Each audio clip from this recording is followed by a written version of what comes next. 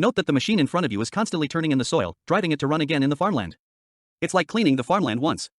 Not only can it break the hard soil, but it can also dig out the roots of the roots hidden in the ground. This is an incredible plowing machine. You can see that before we insert the soil, we can see the whole look of the machine.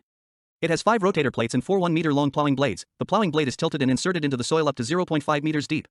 The plowing blade is turned to the east and the soil is cut open. The closed blade on the rotator plate is responsible for turning the soil back and forth, although the machine is very messy when it is running. It is very effective in turning the soil. It was invented to clean the soil under bad conditions.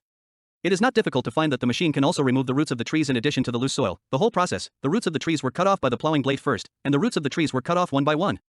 In the end, the gap between the plowing blade and the soil was brought out by the rotator plate. It can be said that it achieves a loose soil reversal and can exclude the roots of the trees. In short, it is a real one machine, 2 uses. It is worth mentioning that the trees in the field do not require manpower to collect. It is driven by the rotator to drive a tilted gear wheel. The gear wheel can push these trees to move together.